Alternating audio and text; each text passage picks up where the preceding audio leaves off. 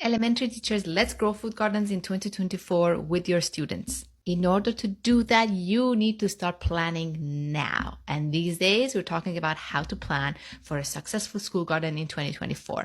Yesterday, I talked about the who of planning. Who's going to be growing this garden, leading this garden, and supporting this garden. Go find that video, or better yet, go and register in my 60-minute free webinar for elementary teachers called School Gardens with Ease 2024. I'm going to give you all of the different aspects of planning, plus much, much more on that webinar.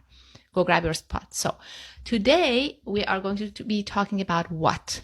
What do you need to plan for? So there are two types of things that you need to plan for.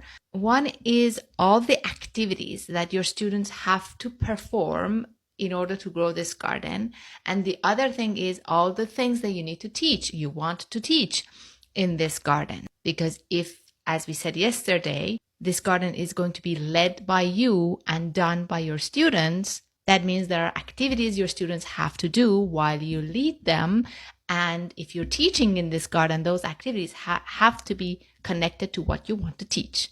I hope that makes sense. You need seeds. You need to seed start. If you have an outdoor garden space, you need to harden off and transplant them. You have activities like watering, harvesting, setting up a proper watering system, and organizing parents to come in and water during summertime. When you're coming back in fall with your new set of students, you can start actually in fall by harvesting, seed saving, planting cold crops. There's a lot of things that you could do also in fall when you come back. But right now, I want you to focus on what you need to do right now. Right now, you need to plan for this spring with this set of students that you have. Now, if those are all the list of things that you need to do, well, all those activities, list them, and then list all the things that you want to teach, and then connect them. For example, if starting seeds is part of the activities that you need to do, you also might want to teach about seeds and germination and seedlings. And that connects to a lot of different subjects in your science and language and social studies and math. You can bring arts into it. I know everybody tells you go and plan for organizing volunteers and fundraising and